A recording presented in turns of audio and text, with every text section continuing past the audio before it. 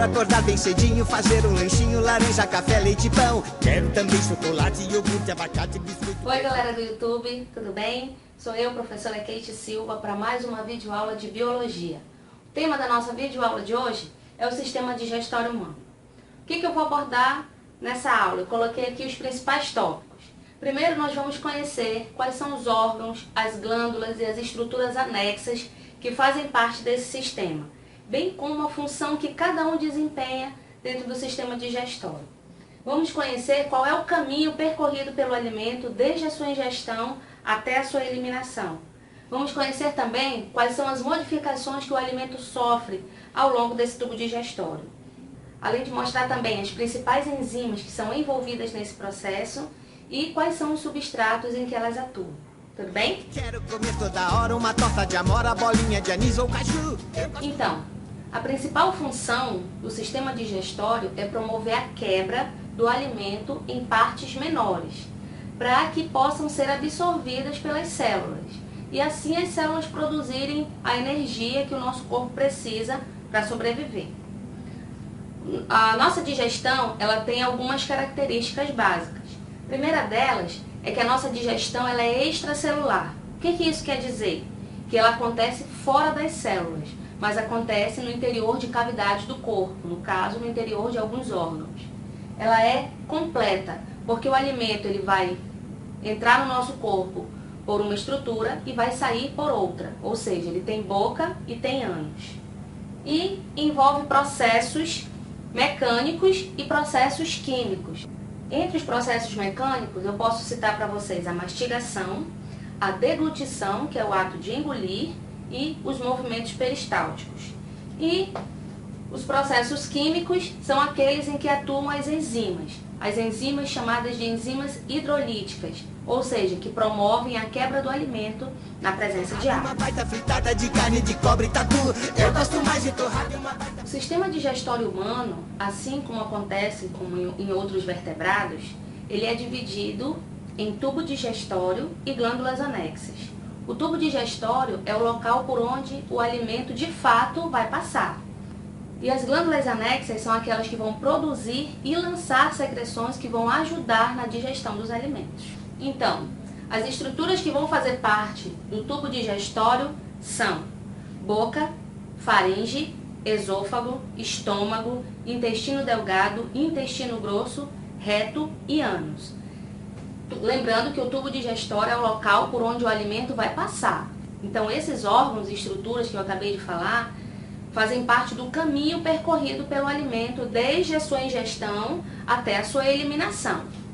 Já as glândulas anexas são aquelas por onde o alimento não vai passar, tudo bem? O alimento não vai passar pelas glândulas anexas, mas elas são importantes porque elas vão produzir e lançar secreções que vão ajudar na digestão dos alimentos. E quem são essas glândulas anexas? São 4: glândulas salivares, fígado, pâncreas e vesícula biliar. Carne de cobre e tatu. Até de tatu. De cobra faz mal, mas que comilão. Então vamos começar falando sobre a boca, que faz parte da primeira porção do sistema digestório humano. Na boca vão acontecer 3 processos principais: mastigação, insalivação e deglutição. A mastigação vai acontecer graças à ação dos dentes. Então vamos só relembrar, uma pessoa adulta ela tem em torno de 32 dentes. E como são classificados esses dentes? Eles são classificados de acordo com a sua função. Nós temos dentes incisivos, caninos, pré-molares e molares.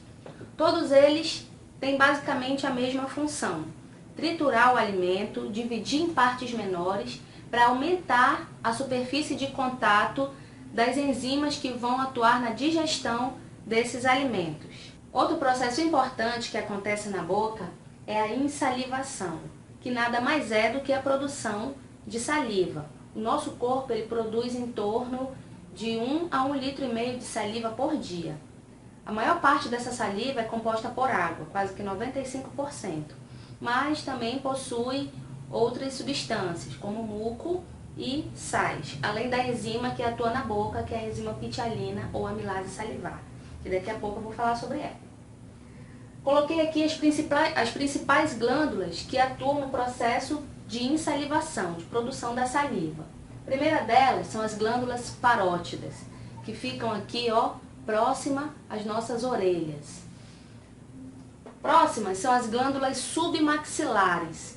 Ela está com um asterisco aqui, porque essas produzem cerca de 70% daquele total da saliva que o nosso corpo produz diariamente.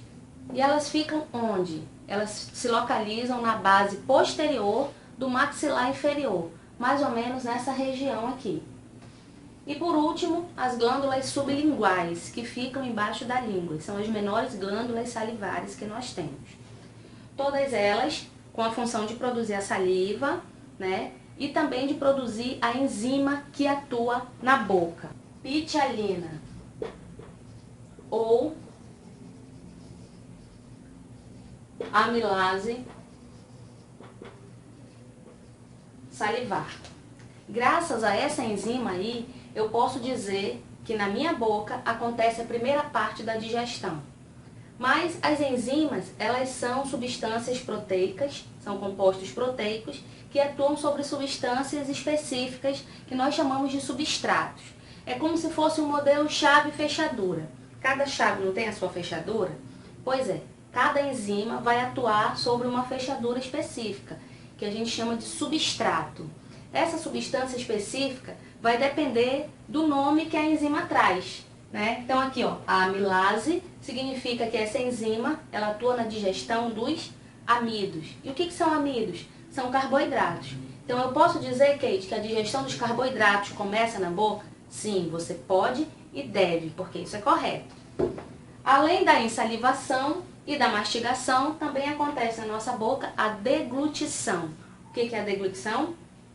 É o ato de engolir, né? Daqui da boca o alimento vai passar para a próxima estrutura, que é a faringe. Então, resumindo o que acontece na boca, posso dizer que na boca acontecem aqueles dois processos.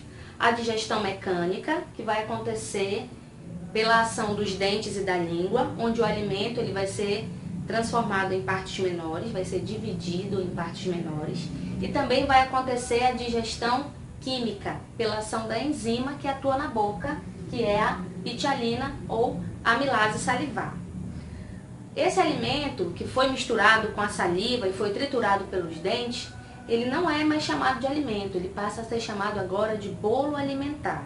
E é esse bolo alimentar que, quando eu deglutir, vai passar para outra estrutura do meu sistema digestório. Comer, comer, comer, comer, é o melhor para poder crescer.